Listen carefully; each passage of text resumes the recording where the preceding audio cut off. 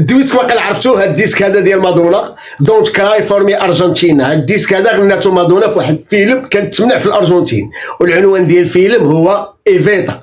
ايفيتا كيهضر على السيره الذاتيه ديال واحد شخصيه كبيره ومحترمه وكيقدسوها لي زارجونتان، سميتها ايفا بيرون. هذه كانت هي مرت الرئيس ديال الارجنتين انذاك.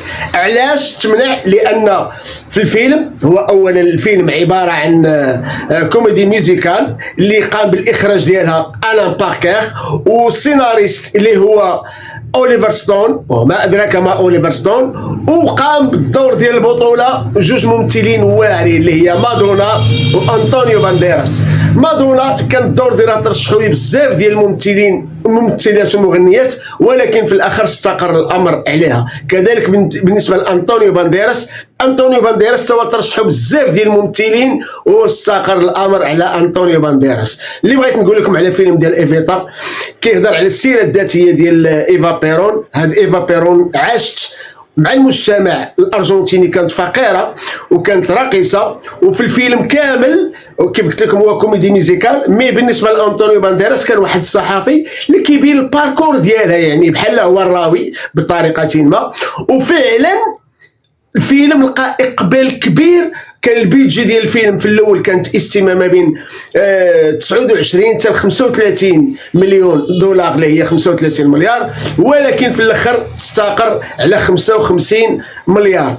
ولكن الفيلم لقى كيف قلت لكم الاقبال كبير، والبيدجي والربح اللي وصل هو 141 مليون دولار، اللي هو 141 مليار مغربيه. بالنسبه لهذا الفيلم كانت باطا فيه الريكور ديال لي كوستيم ديال مادونا لبست 85 كوستيم في هذا الفيلم هذا.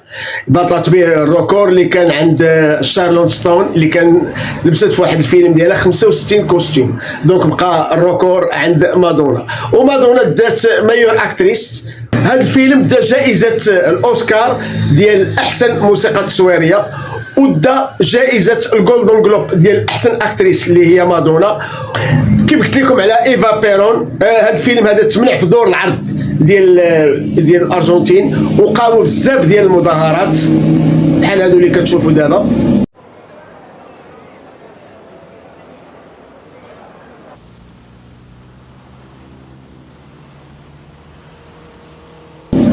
ومن بعد ايفا بيرون ماتت في 1952 الاج دو 33 ans، يعني 33 عام بالنسبه لي انا باقا صغيره، ولكن دارت شي حاجه اللي ما دارها حتى شي واحد، لدرجه ان الرئيسه ديال الارجنتين دارت الصوره ديالها في الفلوس، ولاو كيتعاملوا بها لواحد المده من الزمان.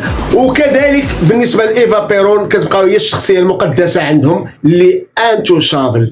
اللي بغيت نقول لكم ديما دونت وري بي هابي. السلام عليكم. بلاتي بعدا هذا الفيلم خاصكم تشوفوه ضروري، فيلم واعر بزاف، هو كوميدي ميوزيكال، والناس اللي ما شافوش خاصهم يشوفوه وشوفوا روعه الاداء ديال مادونا، وغتموسق ليا مع راسك. يلا تبارك الله عليكم، تحياتي.